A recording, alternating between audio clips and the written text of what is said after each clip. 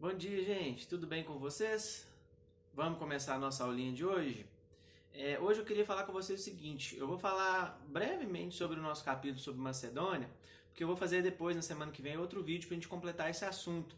Porque como a gente vai ter a provinha na terça-feira, eu acho que é legal a gente fazer uma revisão sobre os temas que vão cair na prova, né? Apesar de ter sido temas que a gente estudou em sala de aula ainda, eu acho que é legal de dar pelo menos uma retomada, né? Obviamente vocês precisam estudar pelo livro, pelo caderno, né? Olha só, o livro didático, o livro de atividade tem coisas muito interessantes para vocês estudarem, então é super importante que vocês façam essa revisão aí também para a prova, para todo mundo conseguir tirar uma nota boa aí, né? Afinal de contas, nós estamos falando da AV1, que vale 10 pontos, beleza? Bom, mas antes da revisão, vamos falar um pouquinho sobre a Macedônia.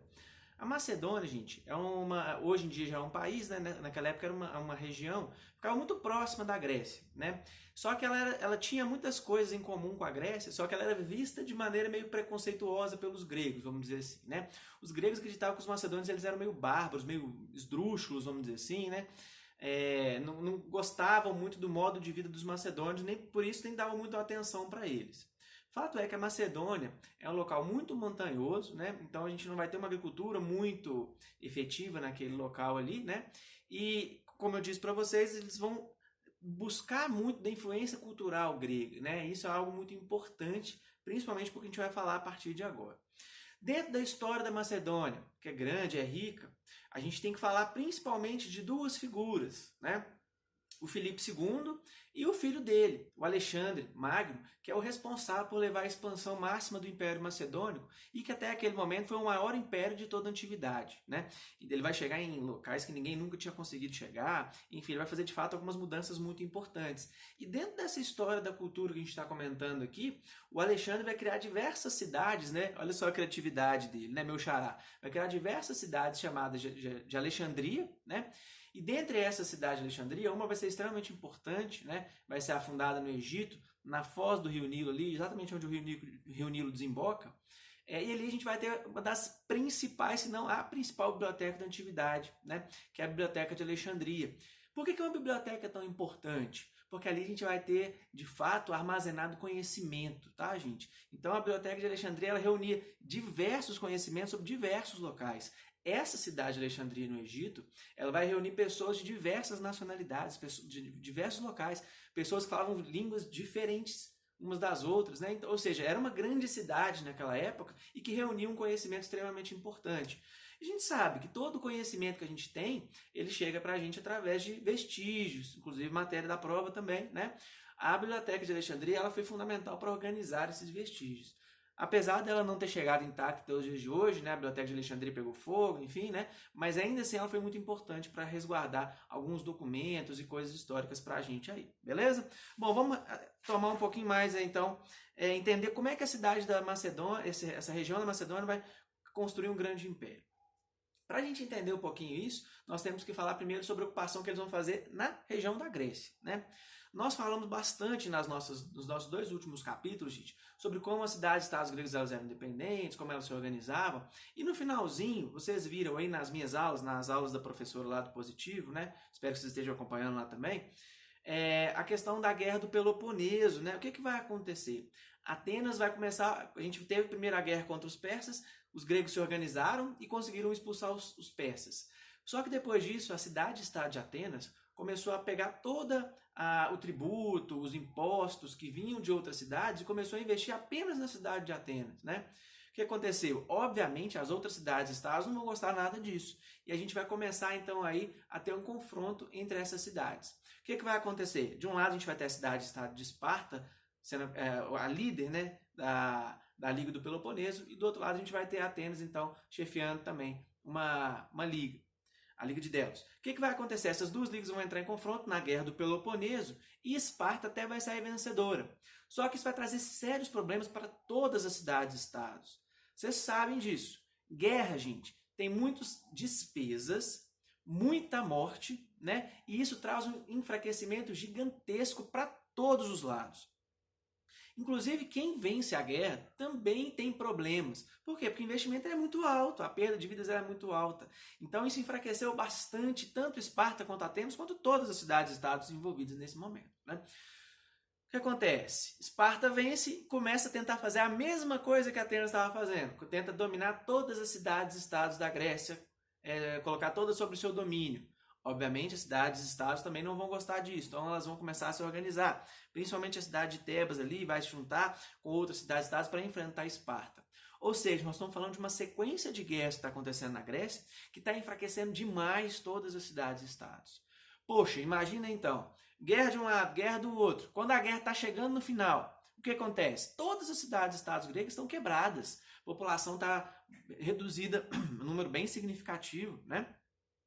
Isso faz com que tropas estrangeiras possam invadir com mais facilidade esses territórios. E é exatamente isso que o Filipe II vai fazer. Ele vai aproveitar então desse momento de fraqueza das cidades e estados gregos para poder então invadir e colocar sob domínio ali dos macedônios, tá? Então assim a gente vai ter os macedônicos chegando na região da Grécia, né? E a partir dali eles começam a ter ainda mais contato com a cultura dos gregos. Mas é importante dizer para vocês aí alguns fatos, né? Sobre, por exemplo, a questão de sucessão dos monarcas macedônicos, né? O Filipe II, para poder chegar ao governo, ele teve que enfrentar duras batalhas, né? Ele teve que matar meio-irmãos, ele teve que acabar com seus inimigos políticos, né? A gente já viu, vocês têm percebido sobre isso, que naquela época, gente, estar no poder ou buscar o poder era algo muito perigoso, né? E não era diferente na Macedônia também não, era extremamente sangrento esse processo, né? Então o Filipe II, ele vence seus adversários, né, para poder tomar conta então de toda essa região da Macedônia e depois ele consegue se expandir também para a região aí da Grécia. O Filipe II então começa um plano de expansão ainda maior, ele busca enfrentar os persas, que era um grande império naquela época, né, que já tinham enfrentado inclusive os gregos. O Filipe II tenta enfrentar eles, só que ele enfrenta muita dificuldade, inclusive numa batalha contra os persas ele acaba falecendo, né? Então ele aumenta o seu império. Só que, antes de completar a expansão, ou de conseguir a vitória sobre os persas, ele acaba falecendo. E aí temos outro problema. Quem que vai assumir? O Alexandre, filho dele, é o indicado à sucessão. Só que ele precisa confirmar o seu governo. Para isso também ele tem que então enfrentar inimigos políticos, acabar com qualquer possibilidade para que ele não assuma esse governo. E é isso que ele vai fazer. Ele vai conseguir vencer os seus inimigos um a um, até conseguir então controlar o poder na Macedônia. Só que é muito difícil, né? O que acontece? Quando o Filipe II morre, todos os locais que estavam subjugados pela Macedônia começam a se rebelar. Então Alexandre já começa a governar tendo que controlar várias rebeliões, né? E ele vai tentar utilizar uma tática do pai dele, que era muito interessante, muito importante vocês entenderem, gente, que é a seguinte, a ideia da diplomacia, né? O Filipe II e o Alexandre, eles vão, claro, levar exércitos, eles vão, principalmente o Alexandre II, ele vai desenvolver o sistema de falange, que é extremamente interessante e inteligente, né? Para poder ter conquistas militares. Só que, a partir do momento que eles conseguem essas conquistas militares, para poder manter esses domínios, gente, eles usam muito da diplomacia. O que é isso? O Alexandre, por exemplo, fazia oferendas aos deuses locais, né? Eles permitiam que as pessoas tivessem os seus cultos mantidos, né? Então eles mantiveram muitas coisas importantes para as populações locais não se revoltarem. Então a gente tem um processo extremamente importante, não é só na espada, não é só na guerra que eles vão conseguir controlar os locais. Pelo contrário, eles precisam também aí desse processo de paz. E tanto o Filipe quanto o Alexandre II vão ser muito importantes nesse processo de fazer isso daí, né? Só para a gente comentar rapidinho aqui, que nós vamos voltar disso na semana que vem, o Alexandre II, então, com esse processo de guerras militares, de diplomacia, sempre tentando buscar controlar os locais que ele está dominando, ele vai conseguir derrotar os persas, né? E vai conseguir expandir o Império Macedônico até a Índia. Algo que os europeus naquela época, as pessoas que viviam na Europa naquela época, não tinham nem pensado em fazer ainda, né? Então, de fato, ele vai ter conquistas militares extremamente expressivas. Beleza, gente? Bom, nós vamos falar um pouquinho mais sobre isso na próxima aula. Agora eu quero falar com vocês sobre a revisão do nosso capítulo 1 e 2. Tá?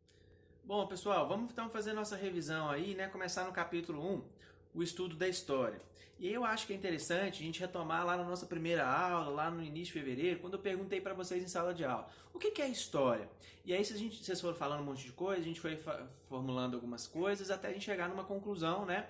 Como se fosse um resumo do que seria a história. Bom, a história, gente, ela vai ser, então, o estudo da ação do homem no tempo, né? Então a história ela vai estudar exatamente tudo que o homem vai fazer ao longo do tempo, né? As transformações, as permanências, todo esse processo que a gente viu aí, a gente vai estudar exatamente na nossa disciplina de história, né? Que é uma coisa extremamente importante. A gente vai falar então desde o surgimento dos primeiros grupos humanos até o que está acontecendo hoje em dia no mundo, né? Então a história ela vai tentar trazer essa compreensão do passado para a gente conseguir então pensar o nosso presente, né? Então a relação do passado com o presente e história ela é muito importante. E aí a gente falou algumas coisas aí dentro desse tema, né? Sobre, por exemplo, como conhecer o nosso passado. E aí vocês falaram para mim, professor, a gente pode conhecer através de livro, através de vídeo, enfim, a gente consegue estudar a história através dos vestígios das diversas fontes históricas, né, gente? Então a gente pode estudar através de fato dos livros, mas a gente pode estudar através de pinturas rupestres em caverna, a gente pode estudar através de relatos orais, entrevistas com pessoas que vivenciaram um tema. Então a história ela tem uma gama muito vasta de maneiras de estudar e conhecer o passado, né? E isso é extremamente importante para a gente conhecer o nosso passado. E aí dentro dessa gama de possibilidades, a gente pode estudar objetos pessoais, a gente pode estudar a cultura imaterial, né? Ou seja, os costumes, o jeito de falar, tudo isso a história também entende, ela tenta estudar para conhecer como aquilo funciona, né? A gente pode, por exemplo, estou vendo aqui no livro de vocês aí, a gente pode ver a máscara do Tutankhamon e ver como que a sociedade no Egito vivia. Enfim, a história ela vai utilizar de diversas maneiras para tentar entender o passado, né? E isso é muito interessante vocês terem essa ideia, né, dos vestígios das fontes históricas, como elas auxiliam o trabalho do historiador nesse processo aí, beleza? Se a gente está falando a ação do homem no tempo, a gente tem que entender também um pouquinho melhor como que é essa relação de tempo, né, gente? A história, então, ela vai estar muito preocupada com essa questão da periodização. A gente tem que ter uma noção histórica de quando as coisas vão acontecer. Professor, eu preciso saber então qual dia, qual hora, qual minuto, qual segundo aconteceu tal e tal coisa? Não, eu já falei para vocês várias vezes que não, mas é extremamente importante vocês saberem se posicionar dentro do nosso calendário, dos nossos marcos históricos, né? Então, se eu falo para vocês um acontecimento tal, vocês têm que entender quando isso vai acontecer. Para isso a história é extremamente importante. Para isso a história vai utilizar de calendários e ela vai utilizar do tempo, inclusive histórico, que é diferente do tempo cronológico. O tempo cronológico conta então aí os segundos, os dias, os meses, os anos. O tempo histórico ele é diferente, né? O tempo histórico ele não está relacionado apenas com essas datas. Ele pode durar anos, às vezes até séculos, milênios, quem sabe, né? Então o tempo histórico ele é diferente do nosso tempo cronológico e também a percepção de como essas coisas vão acontecer. Beleza? Quero comentar com vocês aqui, gente, sobre a questão dos calendários, né? Já falamos bastante sobre isso. O nosso calendário no Brasil hoje em dia, ele é baseado no calendário gregoriano, né? É um calendário, então, aí que a gente vai ter 365 dias no ano, mais 6 horas. E a cada 4 anos isso dá mais um dia, né? Que nesse ano, inclusive, aconteceu, que é o ano bissexto. Né? Então, mas o nosso calendário ele é utilizado no mundo inteiro? Não, né? A gente sabe que os calendários eles são aí diferentes para diversos locais. Então a gente vai ter um calendário aqui no Brasil, a gente vai ter o calendário chinês, por exemplo, que é diferente do nosso, né? Então existem maneiras de organizar o tempo distintas, né? Muitos dos calendários, inclusive, estão ligados com questões religiosas. Nosso calendário, qual que é o marco inicial do nosso calendário? Exatamente aí, o nascimento de Cristo, né? Então é um calendário que tem a ver com questões religiosas. O dos muçulmanos também está relacionado com isso, né? Com a fuga de Maomé de Meca para Medina. Dos judeus também está relacionado. Enfim, todos os calendários, ou quase todos, estão relacionados com questões religiosas também, né? E isso vai divergir, então, porque que os calendários eles são diferentes, porque eles vão adotar eventos importantes para cada cultura, que são diversos, né? E isso é importante vocês entenderem também, tá? Falamos sobre questão aí também de algarismos romanos, antes de Cristo, depois de Cristo, vocês têm que saber sobre isso também, e sobre as divisões da história, né, gente? Já falei para vocês que a divisão clássica da história que a gente tem, ela vai ser dividida em 5, né? A pré-história, a Idade Antiga, a Idade Média, a Idade Moderna e a Idade Contemporânea. Nossa, professor, eu preciso saber essas 5? Pô, são só 5, né, gente? 5 vocês têm que saber, né? E não são tão difíceis de saber, de vocês conseguirem raciocinar em cima delas também, não. É fácil, ó, pré-história que vem primeiro. Por que ela é pré-história? Porque ela vai acontecer exatamente antes dos humanos desenvolverem a escrita, por exemplo, né? Então, tudo que aconteceu antes do desenvolvimento da escrita vai ser o período da pré-história. Então, o que é isso? Tudo que vai acontecer antes de 4.000 a.C.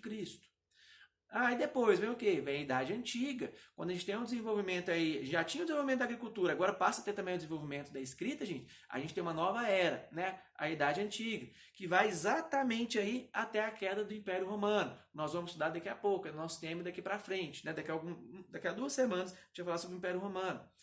Depois da Idade Antiga, vem a Idade Média, um período longo também aí da nossa história, né? Que vai da queda do Império Romano aí até a tomada de Constantinopla. E depois a gente vai ter a Idade Moderna, que vai então de 1453, a tomada de Constantinopla, até a Revolução Francesa, 1889, 1789. E aí depois a gente vai ter a Idade Contemporânea, né? Então, assim, esses marcos são extremamente importantes vocês terem esse conhecimento, tá, gente? Para vocês conseguirem entender e se situar dentro dessa localidade, desse espaço, desse tempo aí, que é o que a história estuda. Joia?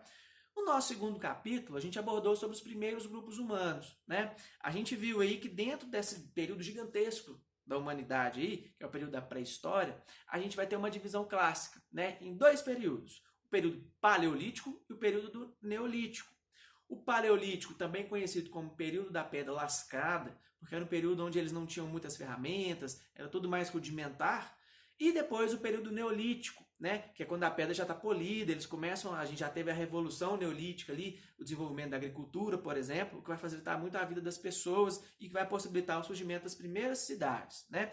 Então a gente discutiu bastante sobre isso tudo, falamos sobre os fósseis mais antigos encontrados no mundo, né? Falamos sobre a Lucy na África, falamos sobre a nossa aqui, encontrada inclusive em Minas Gerais, né, a Luzia, infelizmente o fóssil dela foi perdido naquele incêndio do Museu Nacional no Rio de Janeiro, né? Mas são fósseis extremamente importantes para a gente conhecer o passado, né? Mais vestígios históricos aí para os historiadores e outros profissionais, né? Arqueólogos, paleontólogos, enfim, a gente tem uma gama grande de pessoas aí também que vão estudar o passado, né? Para poder conhecer, então, como que as pessoas viviam naquele período. E aí, gente, dentro dessa ideia aí do período paleolítico e neolítico, tem 2 coisas extremamente importantes. No período paleolítico, as pessoas não tinham ofertas de alimento muito fartas, né? O que acontecia? Elas não tinham desenvolvido a agricultura ainda, então elas precisavam caçar e colher. Por isso elas eram chamadas também de caçadores e coletores. Então elas precisavam ir nas árvores, coletar frutos, caçar animais, enfim, para poder sobreviver. Qual que é o problema disso? O alimento ele não vai se renovando, né? Então as pessoas elas não conseguem estabelecer moradia fixa. Elas são obrigadas a ficar sempre mudando de lugar. Então elas são chamadas desse jeito aí de nômades. Por quê? Porque elas não têm essa moradia fixa. Então isso é algo importante. Quando a gente vai falar sobre a revolução aí do Neolítico, que a gente consegue ter o desenvolvimento da agricultura, elas já conseguem plantar e colher, então elas não precisam mais ficar caçando e coletando só o tempo inteiro. Elas já conseguem estabelecer uma fonte de alimentação extremamente importante. Isso possibilita que elas então também façam ali uma moradia. Por isso elas passam a ser sedentárias, né? Dentro desse processo aí de sedentarização, gente, então a gente vai ter as pessoas acumulando cada vez mais bens, né? Fazendo aí vasos de cerâmica para poder armazenar alimentos, armazenar água também. Vão fazendo mais ferramentas para melhorar o dia a dia dela, vão fazendo mais adornos para poder também ter uma vida mais melhor, enfeitada, né? Enfim, questões religiosas, inclusive também. E também vão aprender nesse processo aí no finalzinho do Paleolítico, antes do Neolítico, a domesticar o fogo, que é algo também muito importante, né? O fogo ele serve para afugentar animais, ele serve para esquentar e cozinhar alimentos, para aquecer do frio. Então, nesse período a gente está tendo algumas transformações extremamente importantes também, né? No final do Paleolítico e que vão aí mudar a vida das pessoas já no Neolítico também. Beleza, gente? Joia! Falar um pouquinho sobre o processo de migração, das migrações que aconteceram, né? Discutimos bastante sobre o surgimento dos primeiros grupos humanos, dos primeiros hominídeos, que vai ser exatamente na África, e a partir da África a gente vai ter esses hominídeos aí conquistando os outros continentes. O último continente que eles vão chegar vai ser exatamente o nosso, né? O continente americano. Eles vão atravessar, falei para vocês aí, é que existem duas hipóteses comprovadas de como eles chegaram aqui. Uma atravessando o Estreito de Bering, né? Aquela parte lá entre a Rússia e o Alasca que estava congelado no período de glaciação, então eles conseguiram atravessar a pé ali o Estreito de Bering.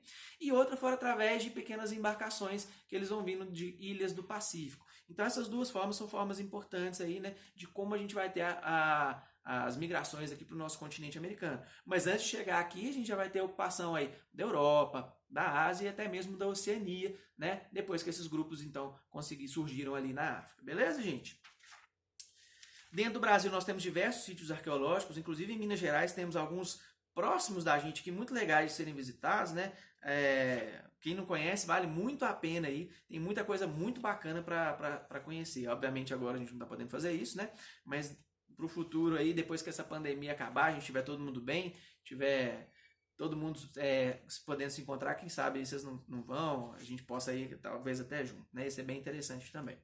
Bom, a gente tem então, para finalizar um pouquinho mais, gente, quando as pessoas começam então a desenvolver, quando desenvolve a agricultura e começam a ter moradia fixa, a gente vai ter agrupações cada vez maiores. A gente tem alimentos mais disponíveis, então a gente começa a ter cada vez mais pessoas vivendo em conjunto. E mais do que isso, além de mais pessoas vivendo em conjunto, a vida das pessoas melhora. Se elas têm uma alimentação mais regrada, se elas têm se elas têm comida, vamos dizer assim, o tempo inteiro para comer, né, com mais facilidade, isso melhora o funcionamento do organismo e faz com que as pessoas vivam mais. Então a revolução do Neolítico, gente, ela é muito importante para diversos casos, né? Inclusive para a melhora de vida das pessoas naquele período.